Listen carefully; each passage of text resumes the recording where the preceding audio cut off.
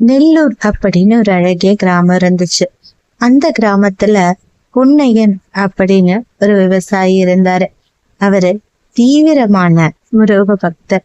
அது மட்டும் இல்லாம மத்தவங்களுக்கு என்னால என்ன உதவிகள் செய்ய முடியுதோ அதுதான் முருகனுக்கு நான் காட்டுற பக்தி அப்படின்னுட்டு தினமும் தன்னால முடிஞ்ச உதவிகளை மற்றவங்களுக்கு செஞ்சுக்கிட்டு வந்தாரு. அவரால ரொம்ப செலவு பண்ணி கிணறெல்லாம் எடுக்க முடியல. வானம் பார்த்த பூமின்னு சொல்லுவாங்கல்ல, அதனால மழைக்கு ஏத்த மாதிரிதான் விவசாயம் பண்ணுவாரு. அதே மாதிரிதான் இந்த முறையும் மழையை எதிர்பார்த்து விவசாயத்துக்கு ஏற்பாடு செஞ்சுட்டாரு. மண்ணெல்லாம் முழுதாச்சு, ஏர் பிடிச்சு விதையும் விதைச்சாச்சு. இப்போ மழை பெய்தாதான். இவரு பலருக்கு உதவி செஞ்சிருக்கிறதுனால இவருக்கும் நல்ல நண்பர்கள் உண்டு. அதனால இந்தப்பா, ரொம்ப கஷ்டப்படாத, கடனா காசு தரேன், நீ கிணறு எடுக்கிற வேலையை பாரு அப்படின்னு சொல்ல ஆரம்பிச்சுட்டாங்க. ஆனா எனக்கு தீவிரமா முருகன் மேல நம்பிக்கை உண்டு.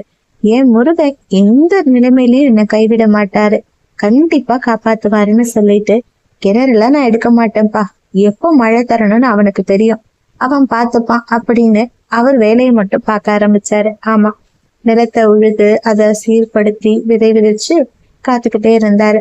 மழை வரவே இல்லை. மனசு உடைஞ்சு போய் அவருடைய விலை நேரத்திலேயே உழுந்து அழ ஆரம்பிச்சுட்டாரு. கூப்பிட்ட குரலுக்கு உடனே ஓடோடி வந்து பதில் சொல்லுவல்ல, உன்னை நம்பிதானே நான் விலைக்கு விற்கிறேன், இதை நம்பிதான் என் குடும்பமும் இருக்கு, என்னை நம்பி இருக்க மத்தவங்களும் இருக்காங்க, அப்போ இந்த முறை மட்டும் எதுக்காக என்ன சோதிக்கிறேன்னு கதறி கதறி அழ ஆரம்பிச்சாரு. அப்போ திடீர்னு எங்க இருந்தோ ஒரு மயில் பறந்து அவர் பக்கத்துல வந்து உட்கார்ந்து. அந்த மயில் அவரை மெய்மருந்து பார்த்த அந்த நொடி அவ்வளோ தெளிவா இருந்த வானம் கருமேகங்கள் சூழ இடி முழக்கத்தோட மின்னல் வெட்ட பகலா இரவான தெரியாத அளவுக்கு கருமேகங்கள் சூழ்ந்து மழை அப்படி பெஞ்சது.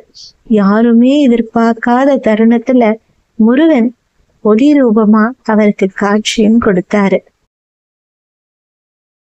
எல்லா சூழ்நிலைகளிலும் அவருக்கு, பொன்னையனுக்கு மட்டும் இல்ல, நம்ம எல்லாருக்குமே முருகன் தான் கதின்னு அவருடைய காலை இருக்க பிடிச்சுக்கிட்டோம்னா முருகனும் அதை விட பயங்கர இறுக்கமா நம்மளை பிடிச்சிருப்பாரு. எந்த சூழ்நிலையிலையும் நம்மளை அவரு காப்பாத்ததான் பாப்பாரு. நமக்கு எது நல்லதோ அதை தயங்காம உடனே செய்வாரு. அவரு கருணை கடவுள், சோதிக்கெல்லாம் மாட்டாருங்க. நம்பிக்கையா அவரை சரணடைங்க. உங்களுடைய தேவைகள் மட்டும் இல்ல, உங்களுக்கு என்ன வேணும்னு உங்களுக்கே தெரியாதத கூட அவரை புரிஞ்சுக்கிட்டு அவராவே செஞ்சு தருவாரு. மனசார முருகா சரணம், முருகா வாப்பா வந்து அருள் புரின்னு கூப்பிடுங்க, ஓடோடி வருவார் மயிலோன்.